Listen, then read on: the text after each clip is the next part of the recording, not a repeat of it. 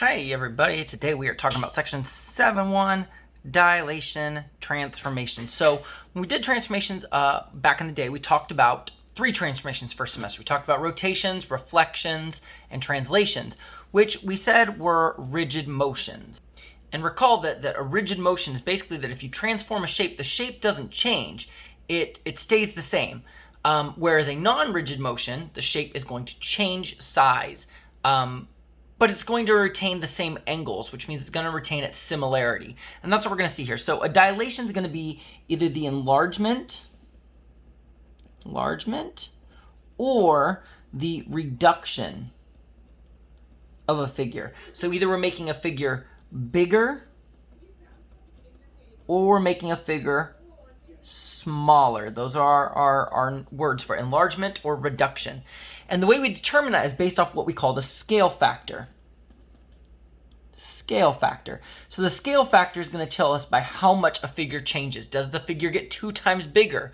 Does it become a third of its original size? We represent that with the variable k. Our scale factor will always be represented with the variable k. And what happens is whenever k is greater than 1, the dilation is going to be an enlargement.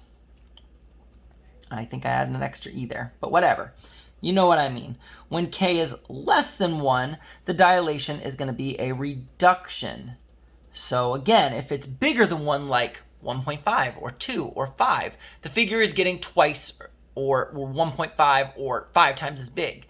Whereas if the figure is like, the scale factor is less than 1, like 1/2, 1/3, 1/5, it's reducing the size and it's getting smaller. Again, this is a non-rigid,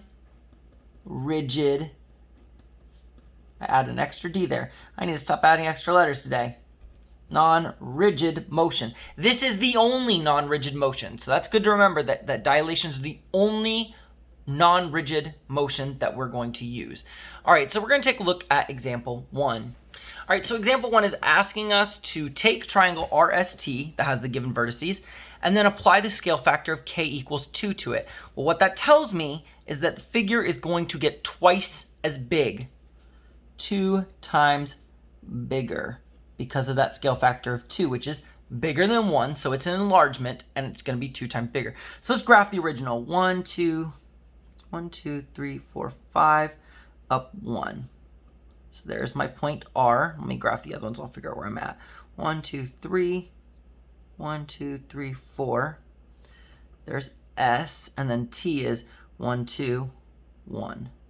Okay, so T, R, and that one was S. Okay, so we've got our original figure. And now I'm going to enlarge it. This is so easy. Watch what we do. We take this value and it multiplies. So I say, well, what is this R times 2 times 2? So -5 times 2 is -10. 1 times 2 is 2. That's it. That's all you got to do.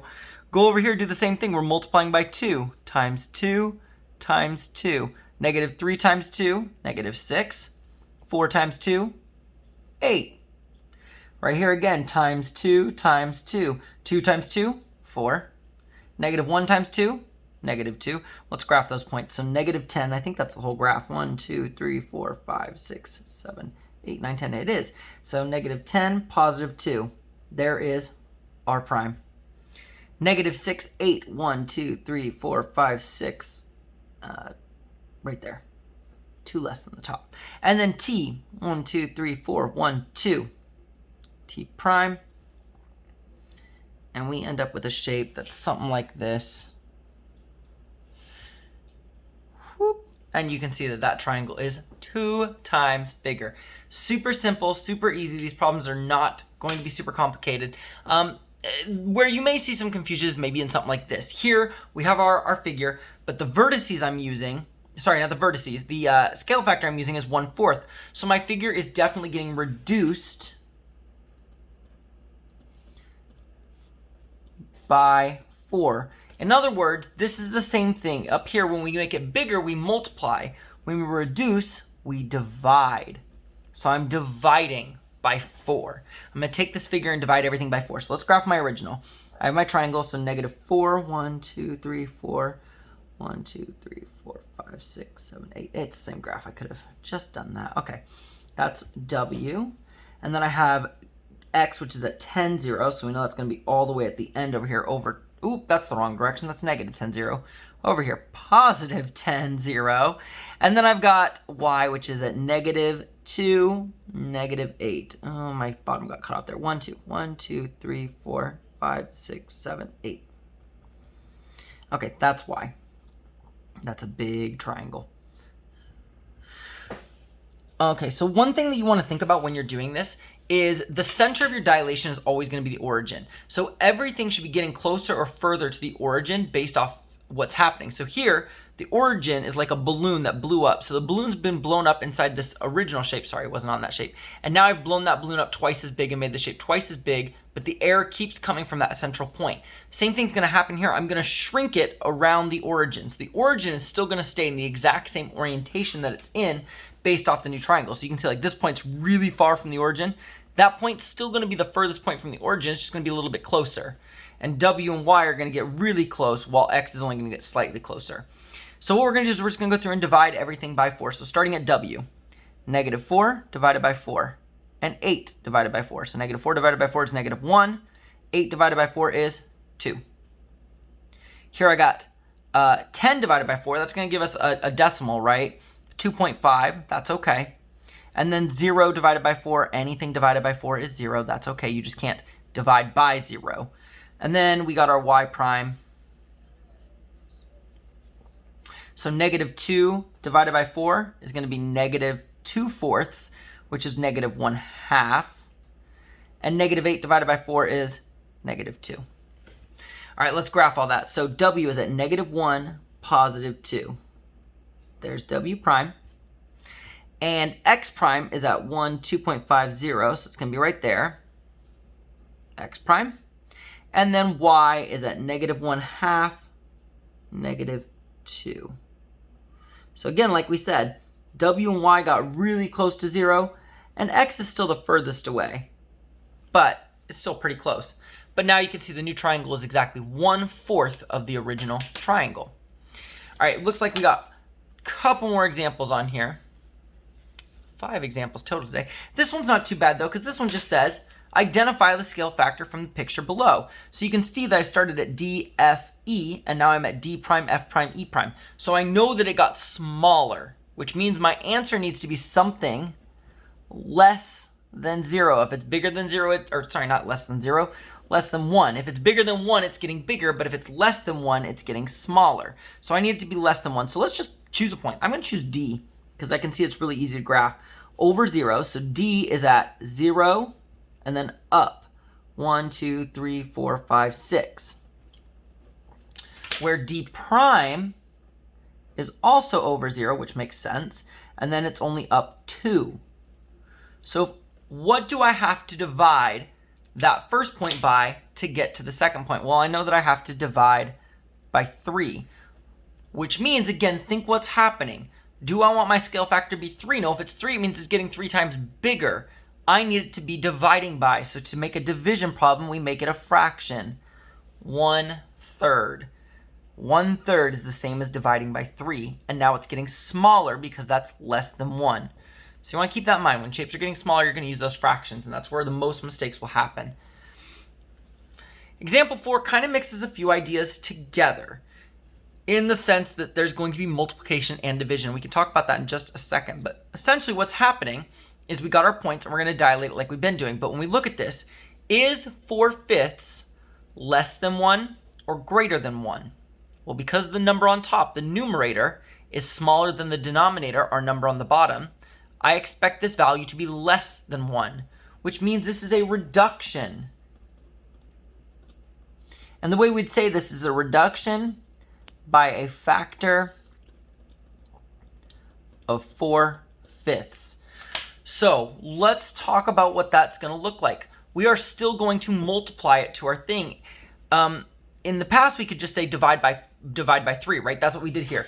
Really, though, I'm not dividing by, or sorry, we did divide by 4. I'm really not dividing by 4 here, though. I'm actually multiplying by 1/4, but multiplying by 1/4 is the same thing as dividing by 4. They mean the same exact thing. The reason is the number on the bottom is a division.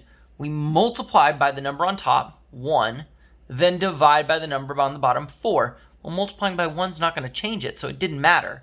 Multiply by 1, divide by 4. So we just divide by 4. That same thing happens here. We're going to multiply by the number on top. So multiply by 4, and then divide by 5. Now, if you had a calculator and you were allowed to use a calculator in this section of the test, which some of the FSA you may be able to, some of it you may not, you could just figure out what 4/5 is a decimal. We know it's the decimal 0.8. And you could just multiply all your points by 0.8, and that's acceptable too. You could do that too. But this is a way that we could do it in our heads. Multiply by the number on top, divide by the number on the bottom. We're going to do that. So, all right, let's go ahead and just get these points graphed so we can figure out what our new shape is. So we're gonna graph these 4 points. So P is at 515. Oh, geez, I should have counted this. Let's see. 1, 2, 3, 4, 5, 6, 7, 8, 9, 10, 11, 12, 13, 14, 15. Ah, it's a 15 graph. Okay, so we're going to go 1, 2, 3, 4, 5, and then up. 1, 2, 3, 4, 5. Keep track of where you are, and then go up to 15. Don't double count because you're not paying attention like Mr. Nakarado does. Okay, Q is at 15, 15. That's easy. 15, 15. Q. R is at 15, 10. So I'm just going to come down 2, 3, 4, 5. So down 5 from the top. So there's R. And then S is at 5, 10. So it's just going to be right here. There's our shape. So remember what we said earlier about where this is shaping around. So far, everything's had the origin of the graph in between it. This is not the case here. The shape isn't going to shrink around that rectangle. It is going to get 4/5 closer to the origin. So what I'm going to expect is my new shape is going to be somewhere down here, 4/5 closer to the origin. Remember, everything is focused on this point and being pulled in or pushed away from that point. If the number is bigger than 1, we push it away from that point. If the number is less than 1, we pull it closer to the origin, all the points closer to it. Since everything's the same direction away, it's all going to be pulled the same exact direction. So again, here's what we do. Multiply by 4, divide by 5. So 5 times 4 is 20. 20 divided by 5 is 4. 15 times 4. Now, that's going to get a little bit scary. Those numbers are going to get big. It's okay to do this in different orders. You don't have to do this multiply first and divide second. You can do it out of order if you feel more comfortable with that. So I'm going to divide first. 15 divided by 5 is 3. 3 multiplied by 4 is 12. It's the same answer. If you'd multiplied first, 15 times 4 is 60. 60 divided by 5, 12. Either way works. So you pick whichever way is going to be best for that problem. Well, we just did this. 15 divided by 5 is 3. Multiplied by 4 is 12. So both of those will be 12. In fact, we know this 15 will also be 12. We got a 10. 10 divided by 5 is 2. 2 multiplied by 4 is 8. 5 divided by 5 is 1. Times 4 is 4. And we just did 10. We know 10 divided by 5 is 2. 2 times 4 is 8. So there's my new point. So let's graph it. So 1, 2, 3, 4. 1, 2, 3, 4, 5, 6, 7, 8, 9, 10, 11, 12. So there's P prime. Okay, my next one, 12, 12. So we're going to go over 12.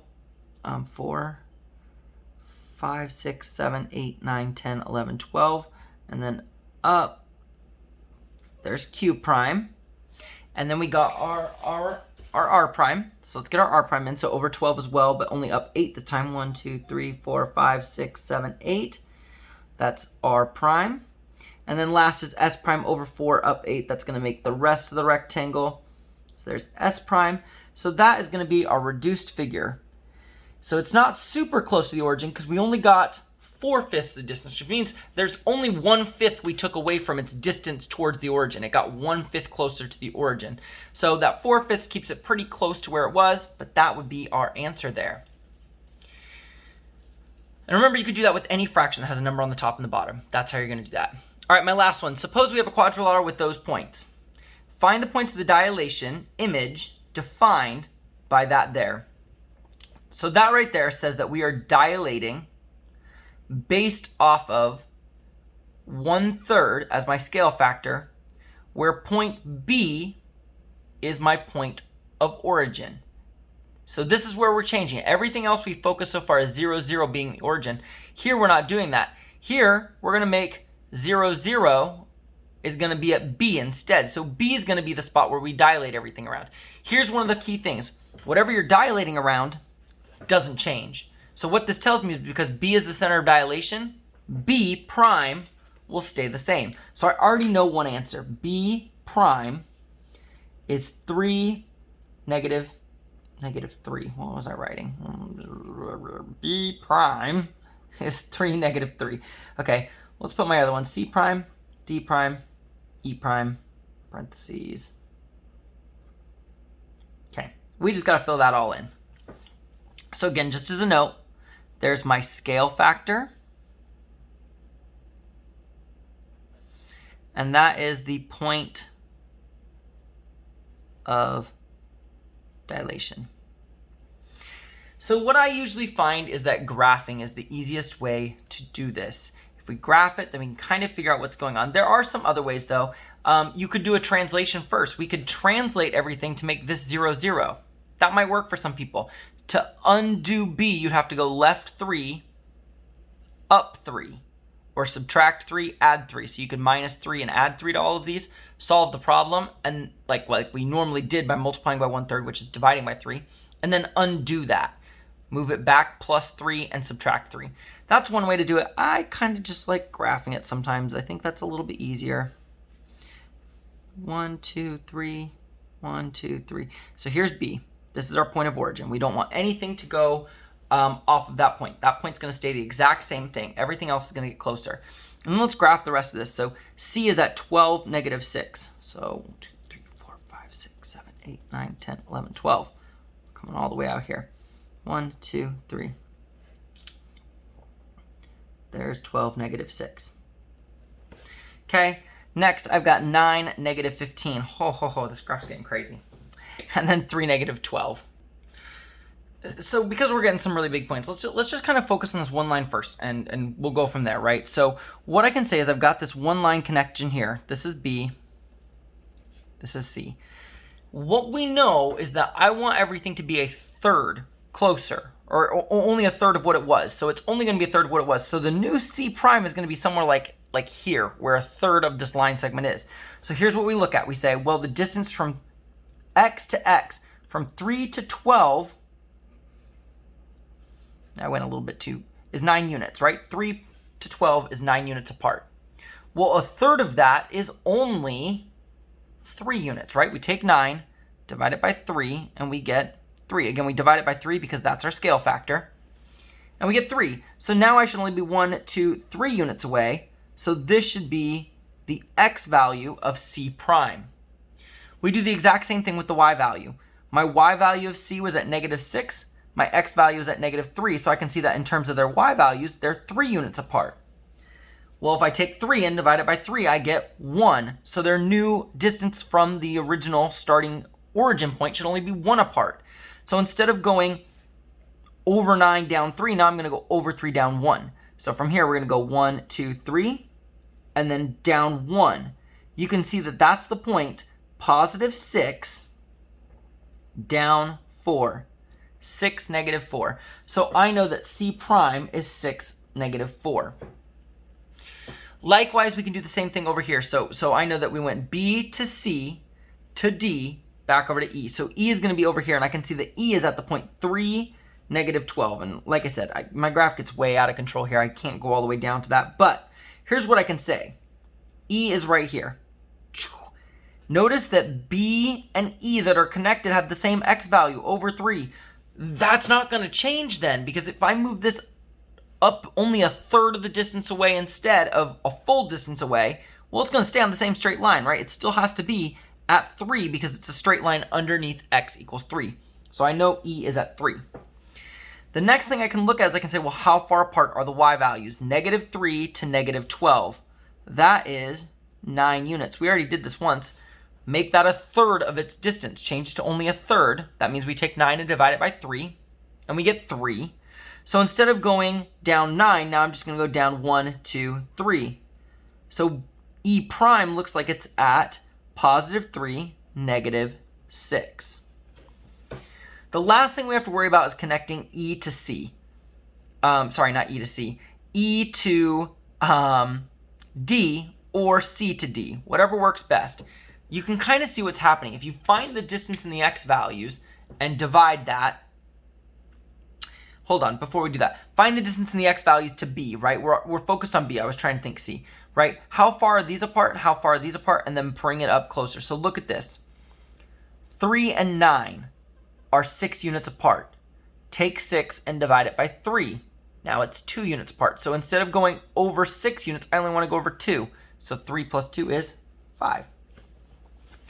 Negative 3 and negative 15 are 12 units apart. So instead of going 12 units down further on the y-axis, now I want to go a third of that. So 12 divided by 3 is 4. So instead of going 12, we want to only go 4. So negative 3 plus a negative 4 is negative 7. And that gets me to my final 4 answers. That one is a tough question. So be mindful of how to do those. Remember that the focus is about B. Because B is the point of dilation, we have to move everything closer to D and change all the stuff based off B. So you compare B to C, B to E, which you can do a little bit easier on the graph, and B to D. B gets matched up with every single one of them so that you can bring it closer. Hopefully that helps. If you need anything else, please reach out to us so we can help you out. Have a great day, everybody. Bye.